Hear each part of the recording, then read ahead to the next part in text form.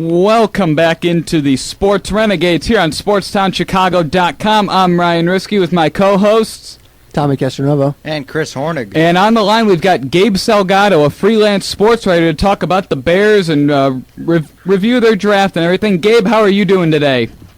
I'm doing good, guys. How are you guys doing? We're doing pretty well ourselves. First of all, what did you think of the Bears draft? Are you satisfied with it, or? You know, they made some good picks. I felt that they still, could have had a chance to grab either Clinton Dix or Calvin Pryor before it was all said and done. I thought maybe as far as, when they drafted Ego Ferguson, they could have probably gotten a better defensive tackle. Overall, I'd have to give the draft a C+. They did fill some needs, but I think they could have made some better choices with some of those picks.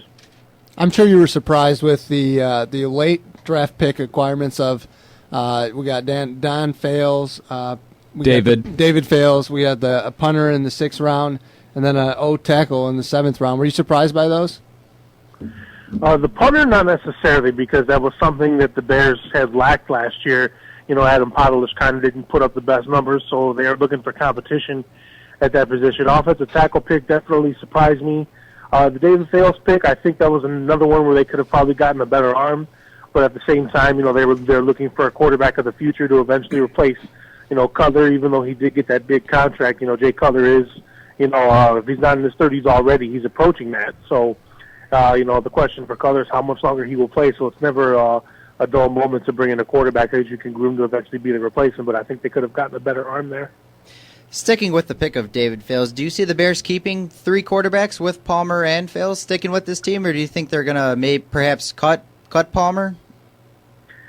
If they don't keep 3 quarterbacks, they'll definitely put someone on the practice squad, and that someone will probably most likely be Fales because with the new rules, Jordan Palmer is no longer eligible for the practice squad. But if they're smart, I think, keeping 3 quarterbacks, all together, whether it be 2 on the active roster and 1 on the practice squad, would be a good way for Fales' development. Do you think Jordan Lynch could ever be considered a quarterback for the future, or is he going to stick mainly in the running back position? I would hope that the Bears would at least, entertain the idea of letting him throw a few passes. I mean, he does have it in him. The big knock on Lynch and why teams are looking to make him a running back, wide receiver, what have you, is because there were quite a few games where they needed to throw a lot of passes, and he had trouble completing some of those passes, and he just couldn't really get that type of thing going. Wasn't really good with the 2-minute drill. So I think that's why, they're having him stick to running back. Yeah, I expect, with the rookie minicamp starting tomorrow, I expect the Bears to use him all over the place. Use him as a back. Hopefully maybe, line him up at quarterback, run some read option or some wildcat stuff, maybe throw a few passes, maybe even get him a few reps on kick return as well. So there's a lot of different things that they could do with Jordan Lynch, and it'll be interesting to see how that all plays out this weekend when the minicamp starts. Talking with Gabe Salgado here, and you can follow him on Twitter at Gabe Salgado82. And sticking with the running back position, what kind of roles do you think Kadeem Carey is going to fill on this team? Do you think he's going to be a 3rd down back, maybe some pass protection? What do you see from him this year?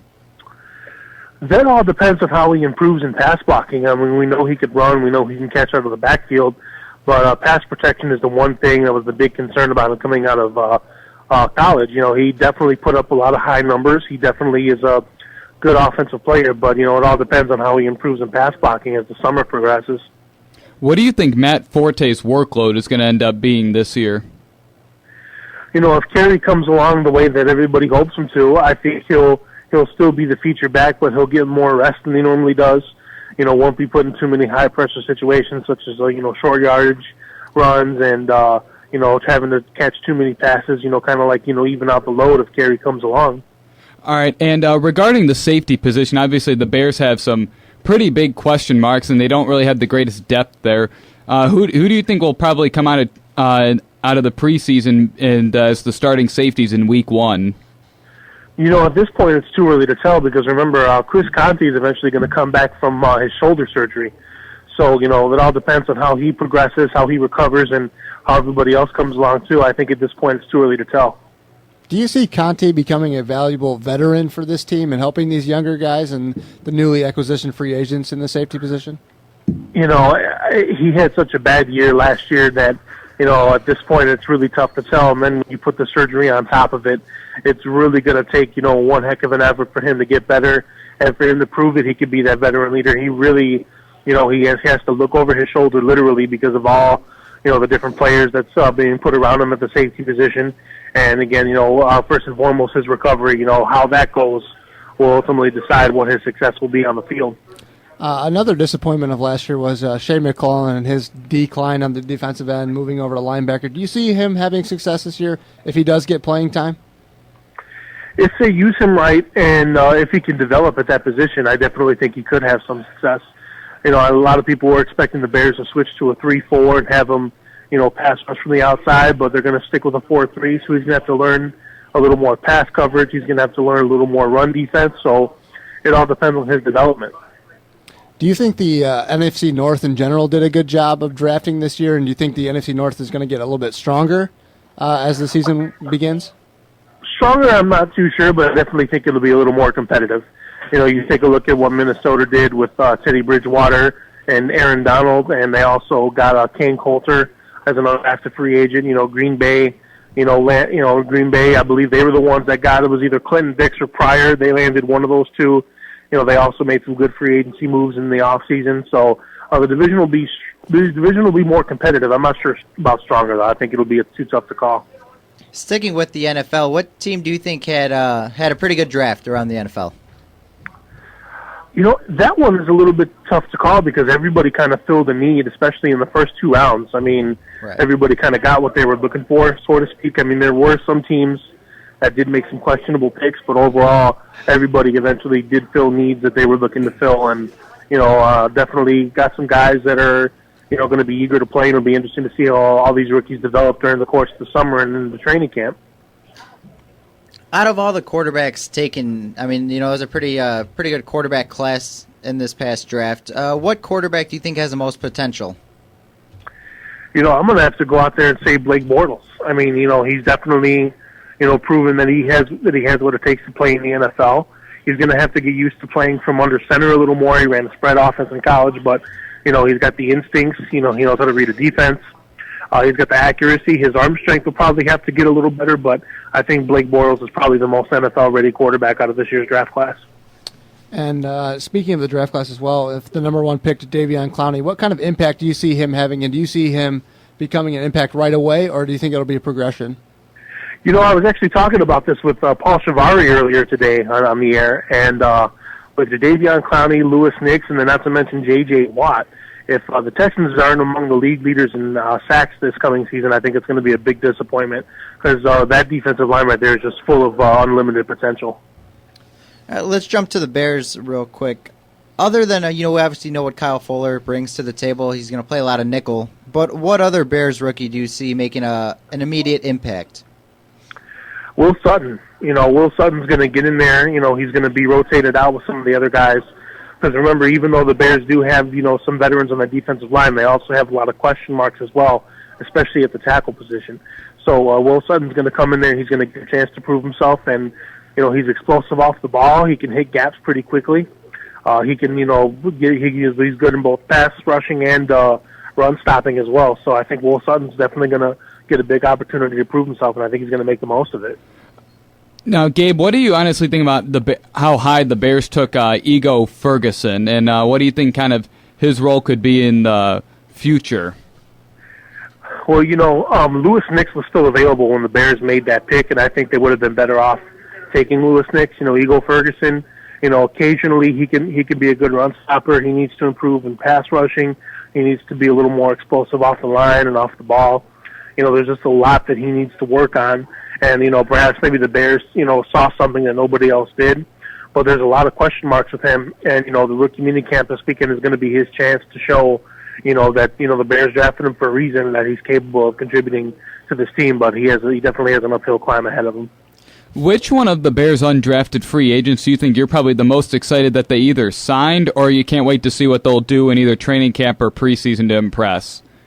You know what? I'm going to go out there and say, Jordan Lynch. I mean, the guy is capable, whether it's running or throwing, he's capable of being, an offensive threat. You take a look at everything he accomplished in college, the amount of total yards, total touchdowns. The guy's just a proven winner.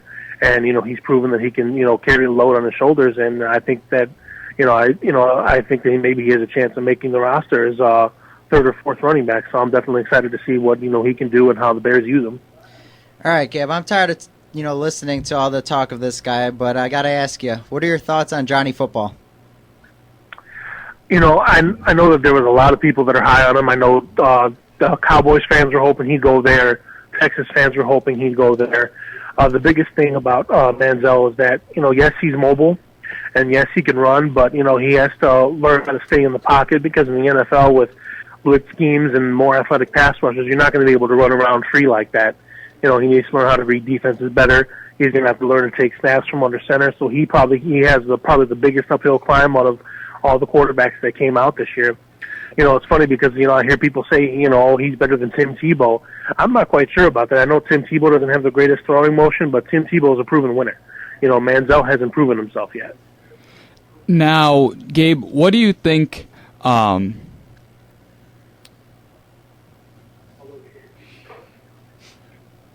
Hello?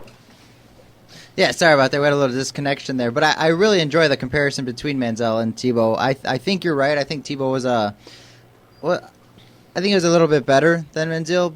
But do you see Manziel having success in the NFL at all? That depends on two things. One, how the offensive line for Cleveland performs. Two, the rest of the offensive weapons that are around him. Remember, Gordon's going to be suspended for the year, and that's Cleveland's top wide receiver. And the third thing, too, is, can he learn, the proper fundamentals to play in the NFL? So, it's really going to hinge on those three things, but I don't think it's going to happen overnight. It's really going to be an uphill climb for him. All right, Gabe, before we let you go here, it's pretty early for a prediction, but do you think the Bears are a playoff team with what they have now? Wow, that's a really tough call because they did make a lot of moves to improve the defensive side of the ball. We know the offensive pieces are there. Talk to me as we get closer to training camp and we see how that defense is shaping up, and maybe I can give you guys a better idea then. All right, sounds good, Gabe. We appreciate the time, and we'll talk to you soon, all right, man? All right, thanks, guys. Appreciate it. Gabe Salgado there, and you can follow him on Twitter at Gabe Salgado82. We'll recap that conversation. We'll continue with the draft after this quick update here on SportsTownChicago.com. Chris Hornig here from the Sports Renegades, reminding you to listen to us every Thursday night from 8 to 10 p.m. on SportsTownChicago.com as we discuss all Chicago sports as well as national. That's right, Thursday night from 8 to 10 p.m. on SportsTownChicago.com.